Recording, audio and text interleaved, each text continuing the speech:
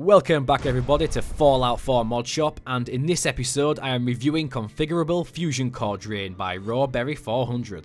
At first, this mod appeared to be kind of a cheat mod, but the author added a balanced preset, so will this preset make the armors more usable while still not feeling like you're cheating?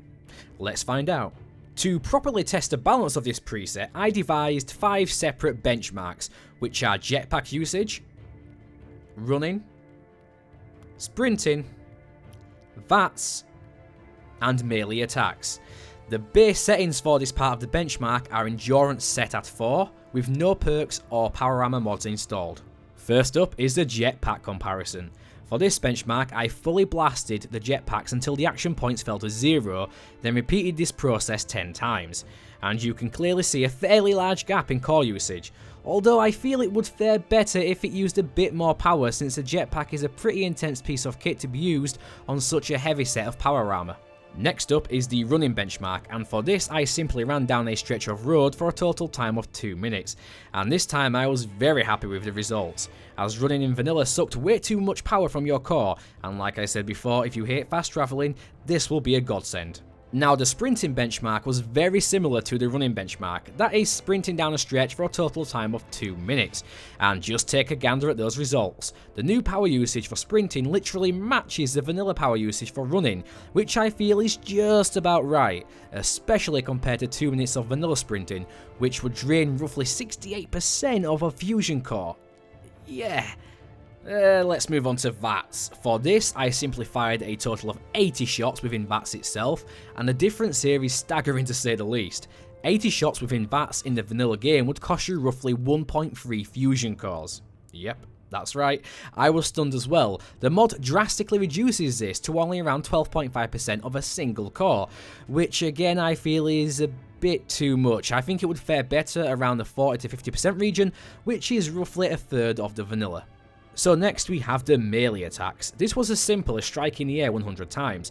Very tedious, but very effective, with it costing almost 50% of a core in vanilla, and roughly 5% with the mod installed, which honestly it feels like a good value. It may fare better around the 10% mark, but it still feels good regardless. And now we can see all the previous benchmarks combined in all of their glory, with a fairly large gap in between the vanilla game and the mod. All these actions would have cost you almost 2.9 fusion cores. Quite a lot, right? With the power usage from the mod being only around 30% of a single core, which I do admit is way too forgiving, but more on that at the end. As next we have to consider some of the armor mods that affect the results, such as the optimized servos, which when worn in both legs reduce your action point usage.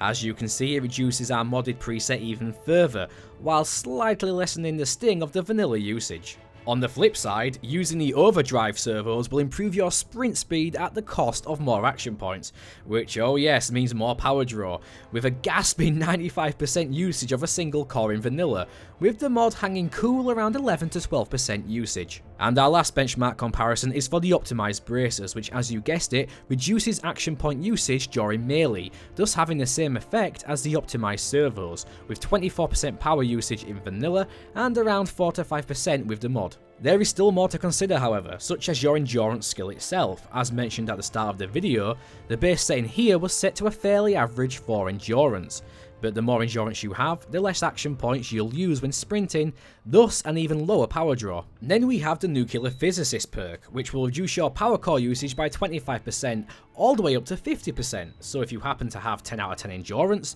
the repair bobblehead which reduces it another 10%, and this perk maxed out, your cores will last a very long time indeed. So overall it was tough to rate this, but the current version earned itself 3.5 out of 5 bottle caps, which is still a very respectable score, as the mod makes power armor instantly more accessible to a variety of players, without the need to always keep an eye out for fusion cores or dump loads of points into the endurance skill or the physicist perk.